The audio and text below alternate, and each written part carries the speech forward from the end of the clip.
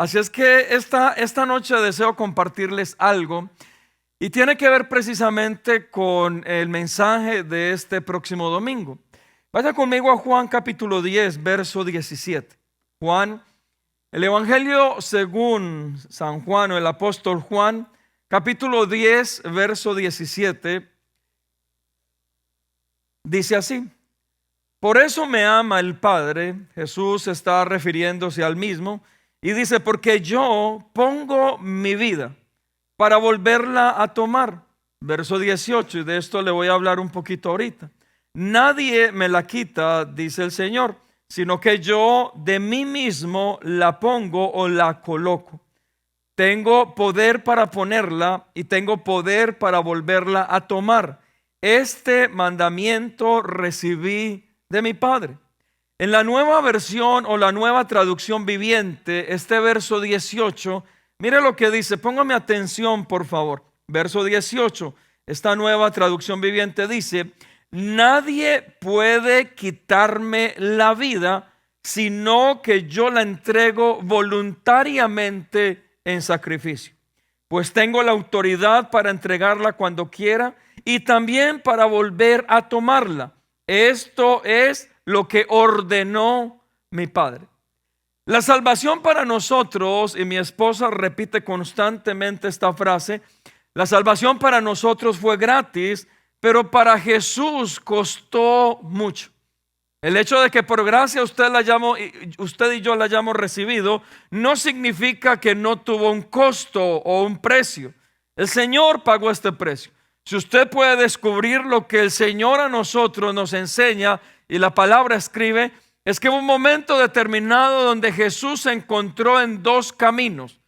El primero de ellos es donde se habla acerca Jesús hablando con el Padre diciéndole: Señor, si puedes pasar de mí esta copa. Lo que Jesús nos estaba mostrando es que este camino, el primer camino, tenía que ver con una copa de dolores, con una copa donde humanamente el Señor aún podría haberse apartado o quitado para no estar en ese camino de dolores. También la palabra nos enseña que en este mismo verso Jesús le dice al Padre: Padre, pero que se haga tu voluntad y no mi voluntad.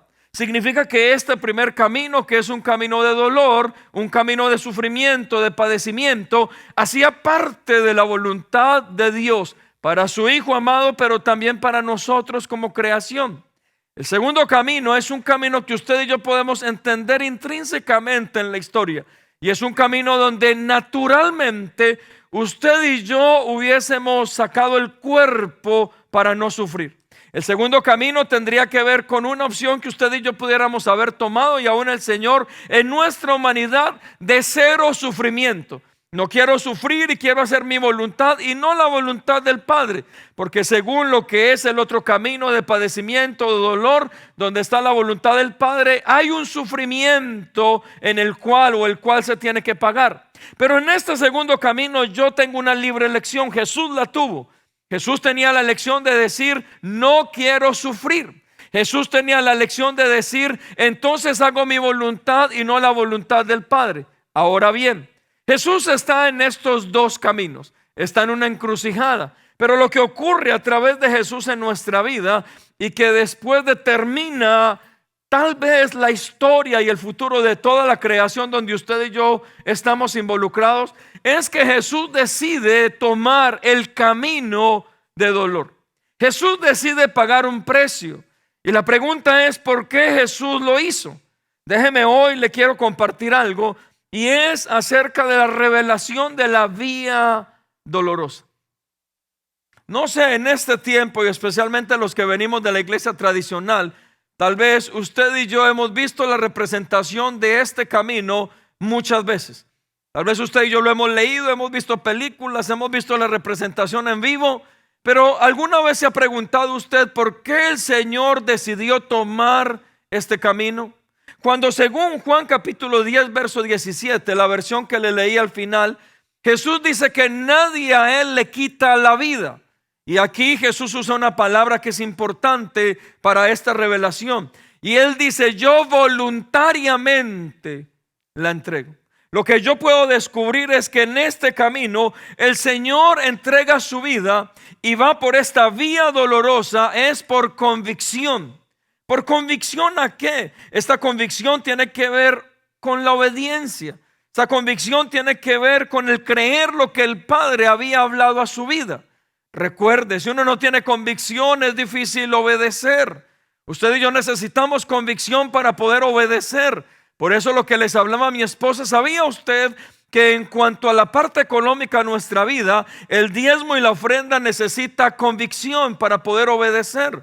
Si usted no tiene la convicción de hacer cosas espirituales en su vida, a usted le va a costar obedecer. Puede que usted obedezca, pero créame, el resultado en su vida será un poco diferente. Cuando usted hace las cosas sin convicción, el resultado puede variar, se puede tergiversar.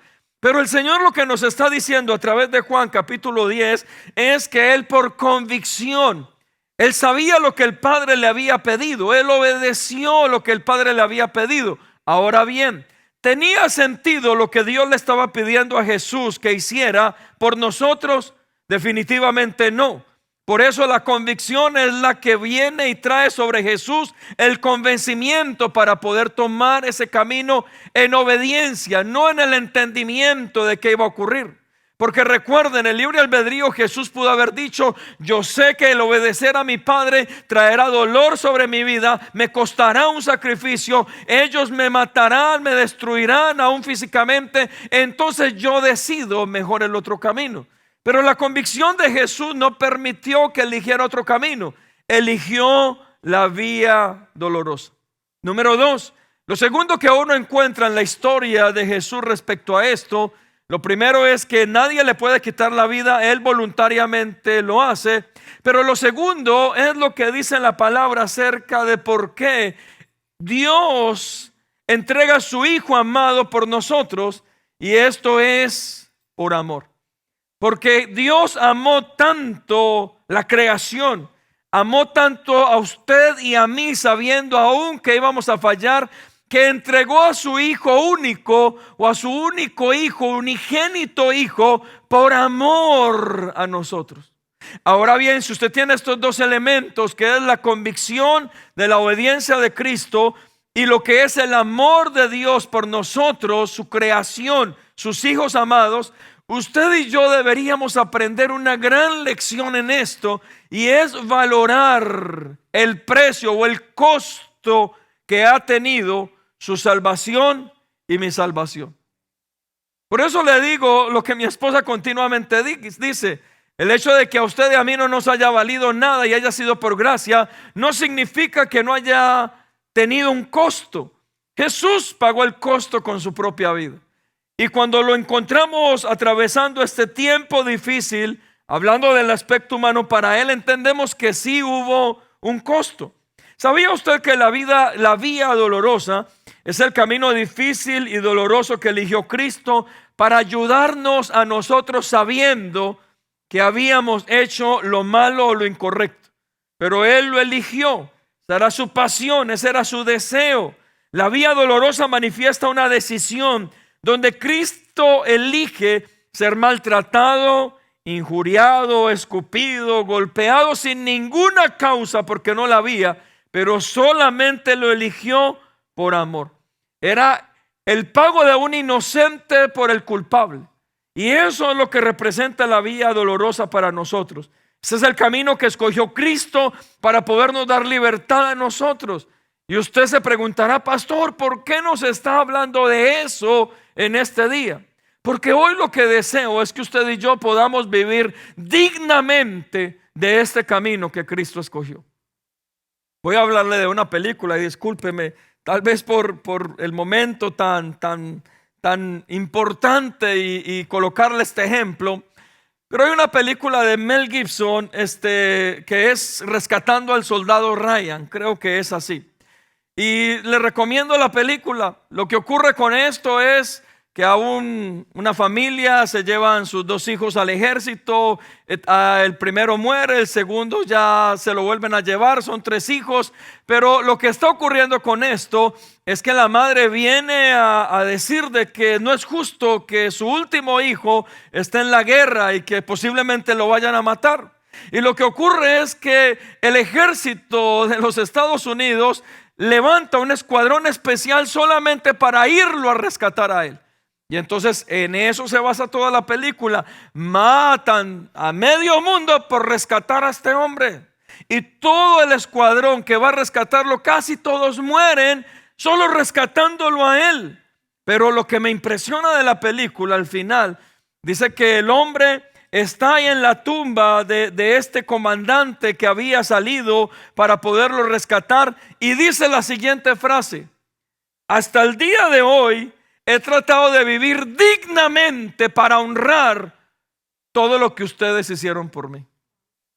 Imagínense lo que una película nos puede dar a nosotros, de honrar el sacrificio que alguien hizo humanamente para rescatar a un hombre. Piense por un momento entonces lo que Cristo hizo por nosotros y lo que humanamente usted y yo debemos hacer para honrar lo que Él hizo por nosotros. Cuando hablo de honrar, es que la mayor honra que usted y yo podemos darle a Cristo a través de nuestra vida tiene que ver con nuestra obediencia, nuestra integridad, nuestra rectitud, nuestra santidad, nuestra pureza, nuestra limpieza. Y esa es la forma en que usted y yo, si pudiéramos venir a la tumba de Cristo y decirle: he vivido en integridad hasta el día de hoy para honrar el precio que pagaste por mí. Pero ¿sabe? Una de las cosas que yo he descubierto de la iglesia cristiana en los últimos años es que hemos abusado de la gracia. ¿Sabía usted eso? Porque inmediatamente en nuestra vida no hay castigo cuando aparentemente pecamos. Y por eso las personas pecan y lo que decían anteriormente y empatan. Y entonces abusamos de la gracia, del costo que el Señor tuvo para poder venir y darnos redención y darnos a nosotros una oportunidad y rescatarnos y salvarnos y liberarnos. Pero como en la gracia no es como en la ley. La ley solamente era un sinnúmero de sacrificios y ya la persona haciendo esos sacrificios pensaba que era totalmente libre de sus pecados. En la gracia no. Por eso alguien peca y como no recibe inmediatamente un castigo, vuelve y peca. Y como no recibe inmediatamente un castigo aparente, vuelve y peca. Y lo que hace continuamente, ¿sabe qué es? Es despreciar lo que Cristo Jesús hizo por nosotros.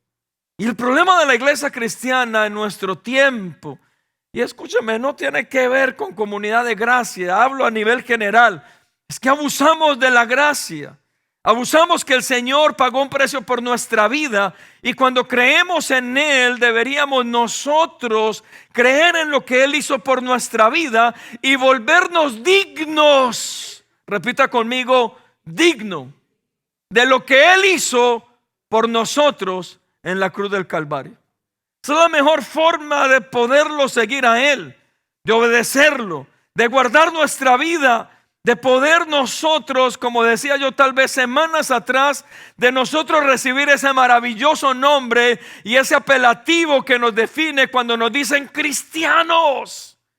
Y la palabra cristianos, cuando en Antioquía se usó, les decía unas semanas atrás, era la manifestación de pequeños Cristos. Ustedes son la imagen del original, son iguales al original. Y la mejor forma de usted y yo honrar el camino que Cristo Jesús escoge para andar en medio de padecimiento, sufrimiento y un precio que debía pagar, y Él justo, sin pecado, es que usted y yo lo debemos honrar, y debemos honrar ese precio a través de ¿qué? Nuestra vida, mis amados hermanos. Le voy a contar algo que es una de las cosas de las cuales yo no me siento orgulloso.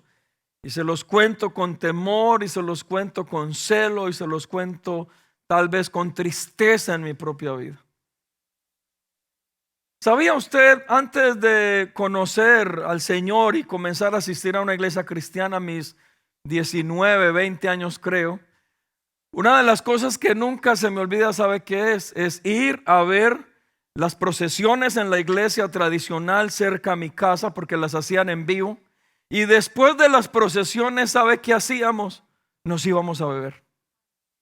Nos íbamos a tomar un jueves o un viernes santo, entrando a la iglesia borracho. Y yo me avergüenzo totalmente de eso. ¿Y sabe por qué me avergüenzo? Porque hoy en día, que entiendo lo que significa el sacrificio que Jesús hizo por nosotros, yo siento la necesidad de honrar ese sacrificio. ¿A través de qué? De mi propia vida. Mis amados hermanos, si hay una forma en que usted y yo podemos responder a Cristo y agradecerle a Él por lo que ha hecho en nuestra vida, esa forma es a través de lo que usted y yo somos, de nuestro comportamiento, de nuestra integridad, de nuestra rectitud. Y cuando usted y yo lo hacemos, entendemos que hay una revelación de lo que Cristo hizo por nosotros y que hay una convicción en nosotros para poder, nosotros no tenemos cómo pagarle a Él lo que hizo por nosotros, pero sí debemos vivir dignamente de lo que hizo por nosotros. Y por eso, mis amados hermanos, cada vez que usted y yo vemos representaciones como estas, o en celebraciones en cada año, cuando una y otra vez recordamos otra vez lo que Él hizo en la cruz del Calvario por nuestra vida, eso debería detonar algo en nosotros. Debería encender un bombillo. Nos debería dar una mayor convicción donde nos metamos con Él como nunca.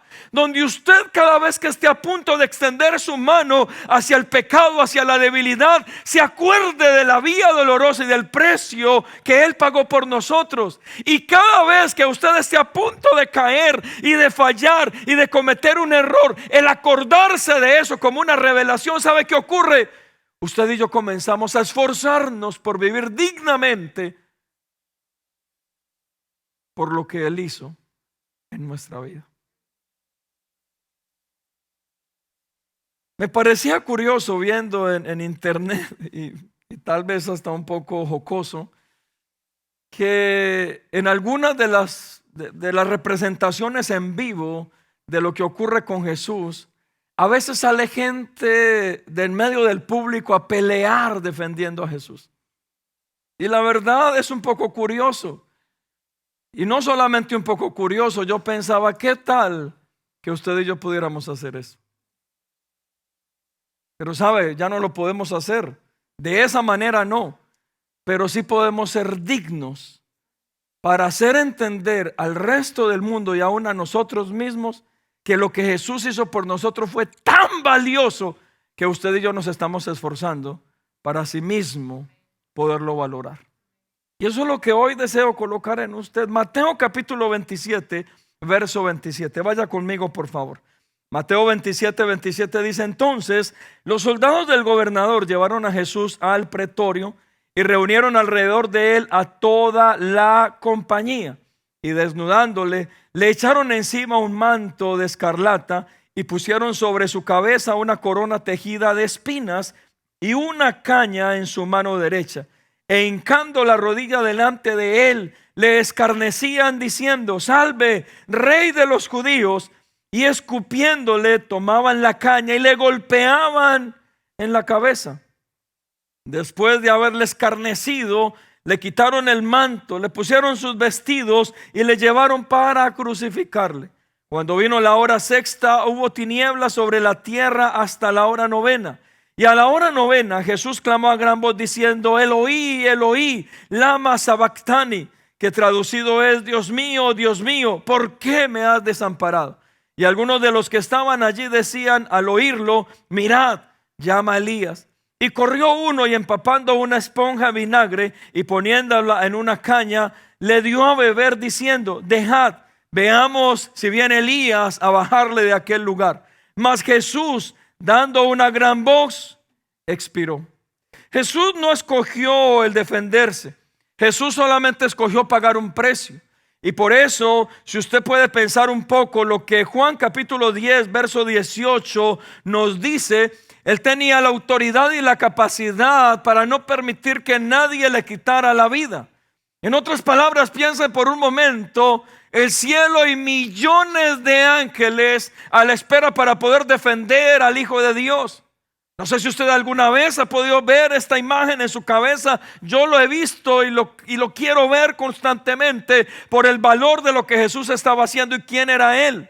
Millones de ángeles viendo la escena donde los hombres se habían encarnado en contra de Jesús, golpeándolo, insultándolo, dañándolo, escupiéndolo. Aquel hombre que no había cometido ningún pecado. Y millones de ángeles diciéndole al Padre: Padre, permítenos ir y defenderlo. Pero el Padre diciéndoles: no, no es mi voluntad.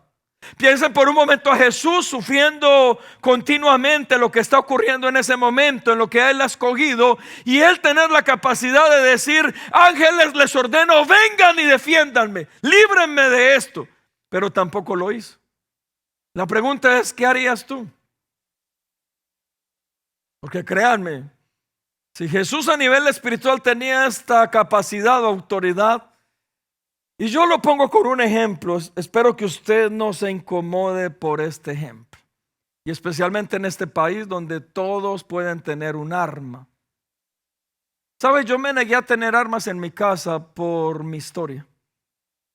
Cuando estuve joven tuve armas, y no precisamente para cosas buenas, para cosas muy malas.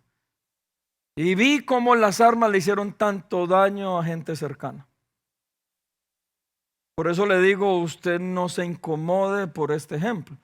Tal vez usted dice: es que en este país nos tenemos que defender. Cada uno toma su decisión de cómo hacerlo. Pero déjeme decirle algo respecto a este ejemplo. ¿Qué tal que usted tenga un arma en su cinto o en su casa y vengan a golpearlo a usted, o a golpear a su hijo, o a golpear a su esposa? ¿Cuál sería su reacción? Pues créame, Jesús tenía el arsenal más poderoso de todo el universo y su reacción fue callarse. Su reacción fue estar en silencio.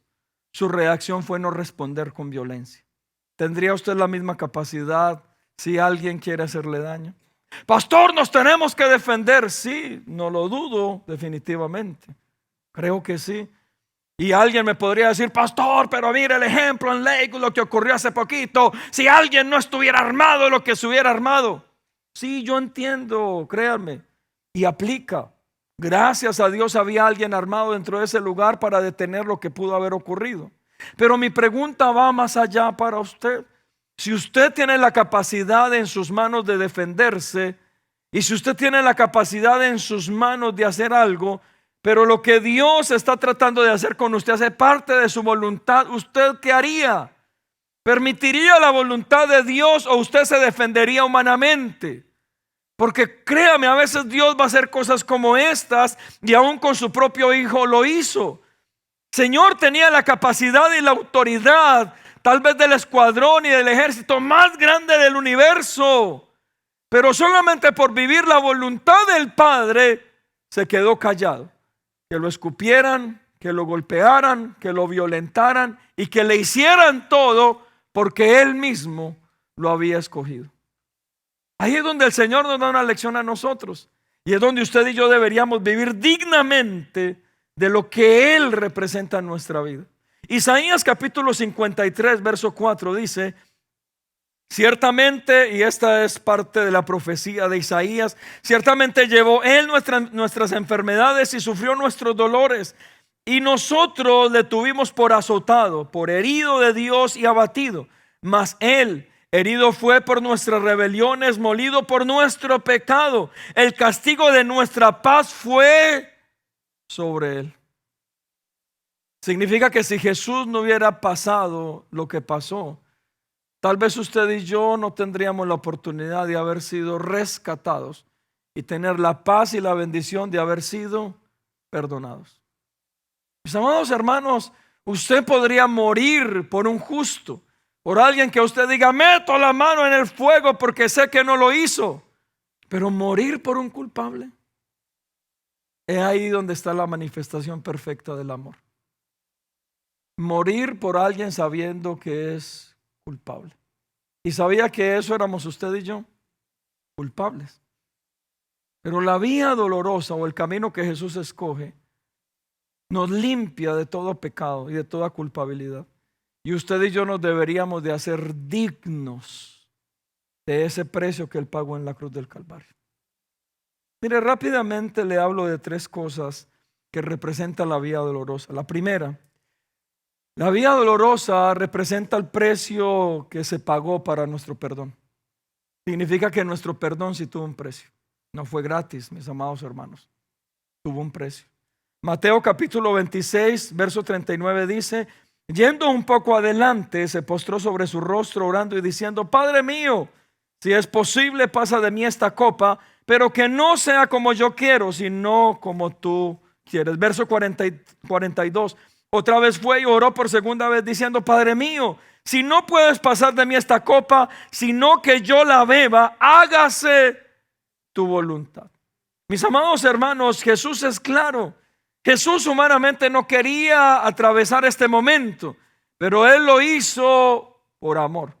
Y cuando usted y yo vemos esta revelación, es que el perdón de nuestros pecados fue por gracia, porque el valor y el precio era tan alto que usted y yo no teníamos cómo pagarlo. Eso no significa que haya sido gratis para Jesús. Y yo hoy le animo, si usted tiene esta revelación de que el perdón de sus pecados verdaderamente tuvo un precio altísimo, yo le recomiendo: viva dignamente de ese precio. No le dé lugar al diablo en su vida. No viva como para el diablo, dándole el gusto a su carne. Viva dignamente de este precio que el Señor pagó para limpiarnos de nuestros pecados. ¿Y sabe cómo? Que si a usted y a mí Dios nos rescató y nos dio una segunda oportunidad y nos quitó o nos apartó de esta vida de pecado, valore lo que Él hizo por usted. No vuelva al mismo lugar. Por eso ese maravilloso versículo que a muchos nos molesta, de que a veces somos como perros que regresamos al vómito y nos revolcamos en Él sabiendo que ahí no hay nada. Pero si usted tuviese la revelación de la vía dolorosa, le aseguro que entendería que el perdón de sus pecados sí tuvo un costo y Jesús lo pagó. Y si usted entiende que tuvo un costo, le aseguro que lo valoraría mucho más. Ese es el problema de la iglesia en este tiempo, vuelvo y le repito. Como en medio de la gracia, a veces no hay un castigo inmediato. Una y otra vez jugamos con la gracia. Pero qué bueno que en esta noche usted abra su corazón a esto. Número 2. Lo segundo es que la vía dolorosa a nosotros nos dio vida. En Juan capítulo 10, verso 11 dice Jesús hablando: yo soy el buen pastor, y el buen pastor su vida da por las ovejas.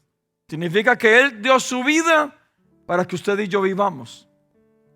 Juan 11, 25 dice: le dijo Jesús a Marta: yo soy la resurrección y la vida. El que cree en mí, aunque esté muerto, vivirá. Él es la eternidad. ¿Y sabía usted que la vía dolorosa y el camino que escogió Jesús fue para darnos vida? Mis amados hermanos, la iglesia no puede seguir caminando como si estuviera muerta. Si nuestro Dios es un Dios de vivos. Por eso cuando Jesús viene y le dice a este hombre rico, o a este hombre que le dice: déjame ir a enterrar a mis padres, y él le dice: deja que los muertos entierren a sus muertos, no estaba hablando de una muerte física, era una muerte espiritual. Porque cuando usted y yo nos sumergimos en el pecado y en una vida pecaminosa, es como si estuviéramos muertos en vida. Y si dice la palabra que a través de lo que Jesús hizo, Él murió para darnos vida, para vivificar lo que usted y yo somos, no sigamos viviendo como muertos. ¿Cómo vivimos como muertos cuando estamos sumergidos en nuestro pecado, en nuestra carne, en darle gusto a lo que usted y yo somos humanamente? Ahí es como que estuviéramos vivos, pero en muerte. Mis amados hermanos, y si nosotros tenemos la revelación de lo que Cristo hizo por nosotros, créame, viviríamos realmente conforme a lo que Él desea. Piense por un momento, ¿usted cree que el Señor nos mandó a este lugar a amargarnos la existencia? Mis amados, nosotros mismos nos la amargamos con nuestras decisiones. El Señor nos envió almas puras y limpias.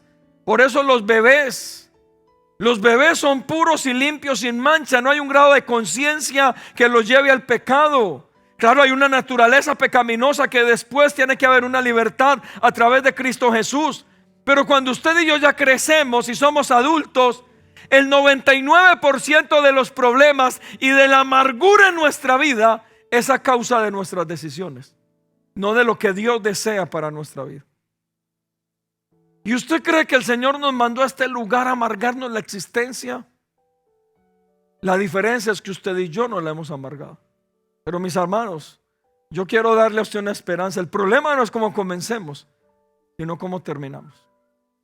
Porque usted escuchando este mensaje y yo escuchando y estudiando este mensaje, deberíamos aprender a vivir como vivos. Cuando el Señor viene y activa nuestro espíritu y nos vivifica y somos nuevas criaturas y nacemos de nuevo, no podemos seguir viviendo conforme al pasado, a las debilidades, al pecado. No, ser vivificados es ser nuevos. Y Él se entregó a Él mismo y caminó este camino de padecimiento. ¿Sabe para qué?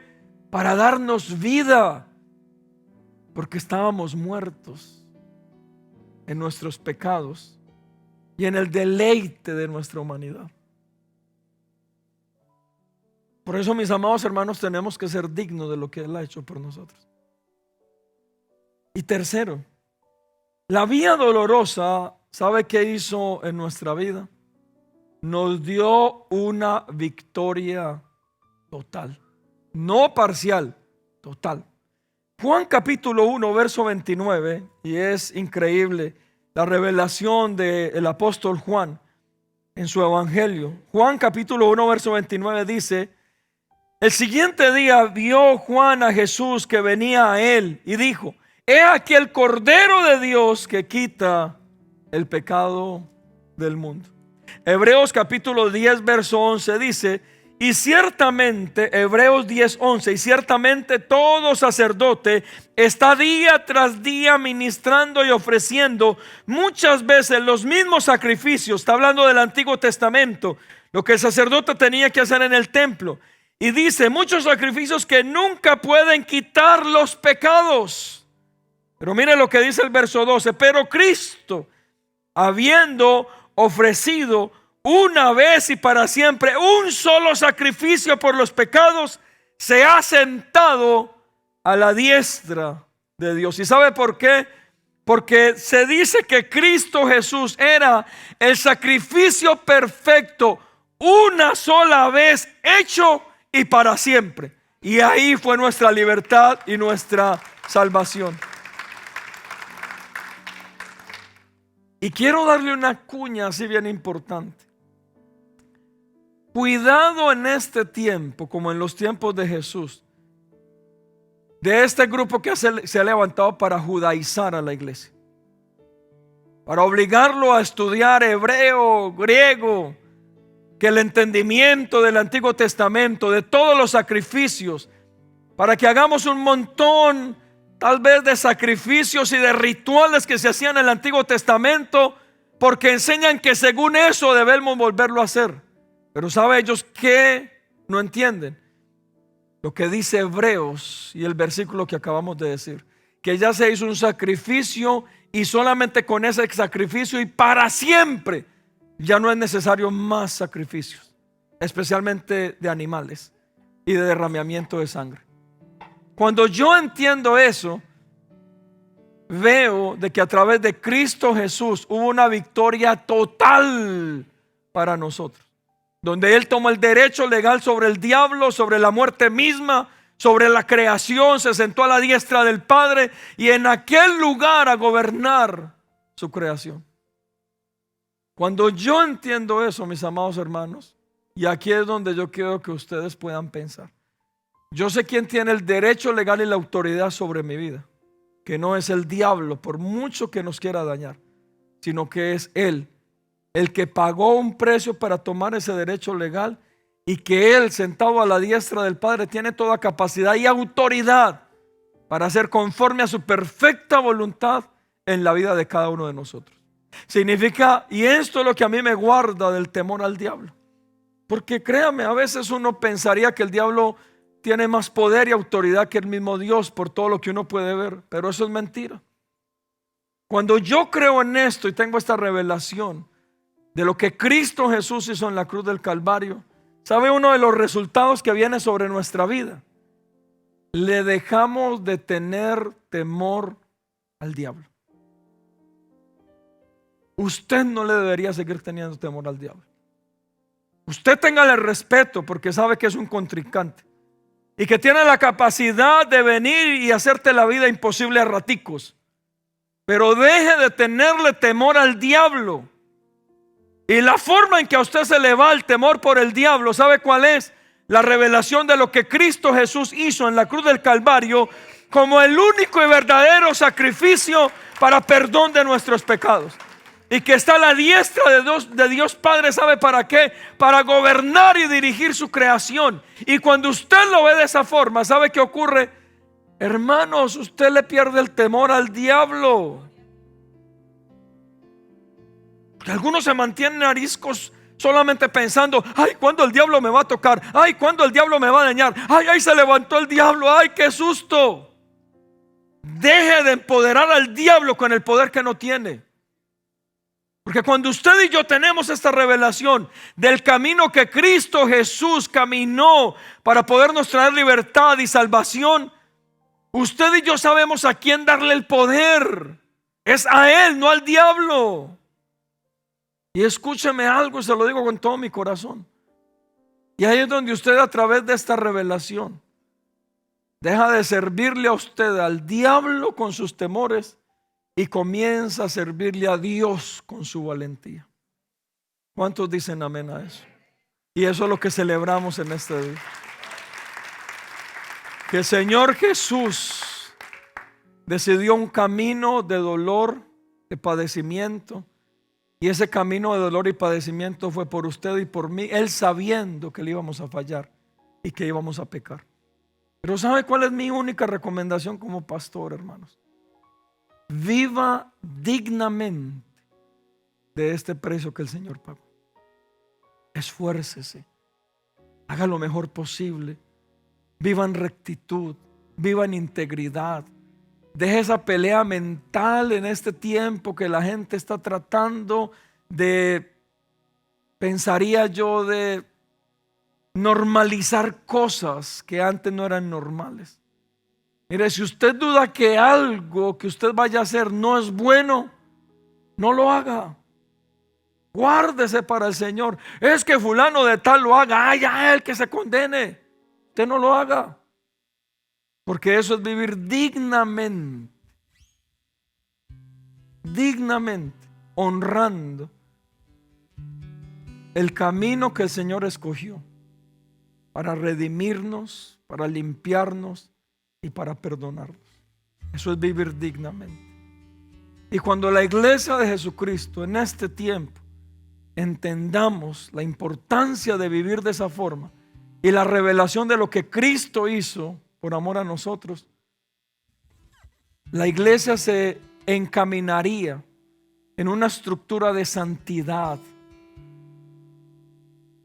en una estructura de libertad, en una estructura de entrega al Señor, donde ya Satanás no tendría ningún derecho legal, ni sobre nuestra familia, ni nuestra vida, y mucho menos en la iglesia.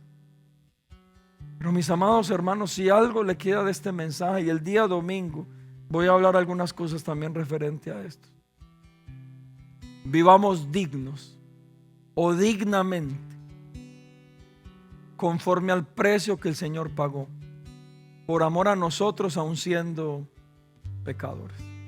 Porque el precio fue muy, muy, muy alto. Y es la mejor forma de poderlo honrar y glorificar a Él. ¿Usted cree que adorar al Señor es solo cantar? Adorar al Señor es vivir dignamente conforme a lo que Él hizo por nosotros. Esa es la verdadera adoración delante del Señor.